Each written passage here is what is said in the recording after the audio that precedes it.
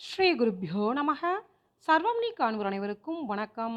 ஸ்ரீ வாராகி நிகிரகாஷ்டக பாராயணம் மற்றும் பாராயண பலன்கள் பற்றி இந்த பதிவில் காண்போம். ஸ்ரீ வாராகி நிகிரகாஷ்டகம் ஸ்ரீ வாராகி தேவியின் பெருமைகளை கூறி அவளுடைய தாமரை பாதங்களில் பக்தி செலுத்தும் பக்தர்களுக்கு எதிராக மனம், வாக்கு, உடல் ஆகியவற்றால் துரோகம் செய்யும் மனிதர்களிடமிருந்து காக்கும்படி வேண்டுவதாக உள்ளது. இந்த அஷ்டகம் ஸ்ரீ வாராகி தேவியின் அருளையும் வேண்டி மற்றும் எதிரிகளிடமிருந்து பாதுகாக்கும்படி பாடப்பட்டதாகும். இது மிகவும் சக்தி வாய்ந்த அஷ்டகம் ஆகும். வாராகி தேவிக்கு உரிய விசேஷ நாட்கள் மற்றும் ஆஷாட நவராத்திரி காலத்தில் பாராயணம் செய்வது மிகவும் சிறப்பு. இதை பக்தியோடு பாராயணம் செய்பவருக்கு பகைவர்கள் விலகுவார்கள் மற்றும் தடைகளும் விலகும். ஆஷாட நவராத்திரி 9 நாட்களுமே இதை ஒருமுறை பாராயணம் செய்தால் கூட மிகுந்த பலனை அடையலாம். ஸ்ரீ வாராகி நிகிரகாஷ்டகம்.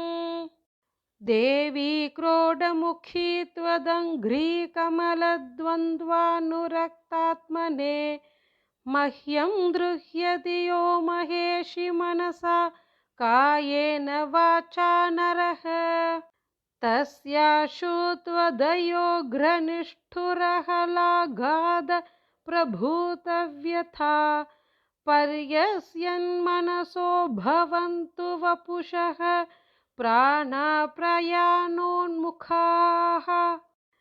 देवी त्वत्पदपद्मभक्तिविभवप्रक्षीणदुष्कर्मणि प्रादुर्भूतनृशंसभावमलिनां वृत्तिं विधत्ते मयि।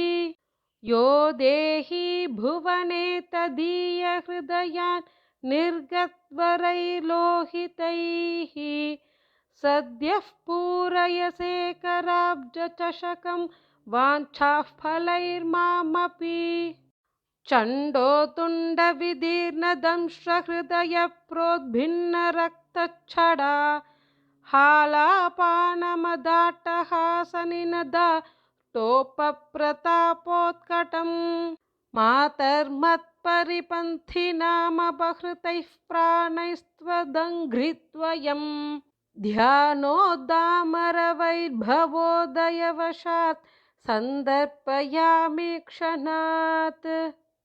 श्यामां तामरसाननां घृणयनां सोमार्धचूडां जगत् त्राणव्यग्रहलायुधाग्रमुसलां सन्द्रासमुद्रावतीं।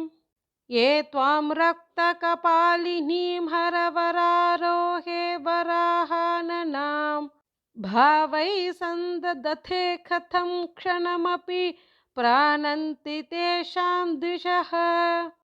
विश्वाधीश्वरवल्लभे विजयसे या त्वं यन्त्रियात्मिका भूतान्ता पुरुषायुषावधिकरी पागप्रदा कर्मणां। त्वां याचे भवतीं किमप्यवितथं यो मद्विरोधी जनः तस्यायुर्मम वाञ्छितावधि भवेन् मातस्तवैवाज्ञया। मातः सम्यगुपासितुं जटमतिस्त्वां नैव शक्नोम्यहम् यद्यप्यन्वितदैशिकाङ्घ्रिकमलानुक्रोशपात्रस्य मे जन्तुः कश्चन चिन्तयत्यकुशलं यस्तस्य तद्वैशसं। भूयाद् देवि विरोधिनो मम च ते श्रेयः पदासङ्गिनः।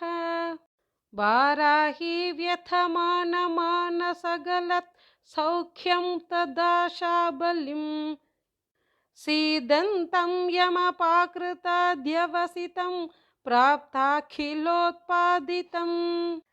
क्रन्दद्बन्धुजनैः कलङ्किततुलं कण्ठवृणोद् यत्कृमि पश्यामि प्रतिपक्षमाशु पतितं भ्रान्तं लुठन्तं मुहुः।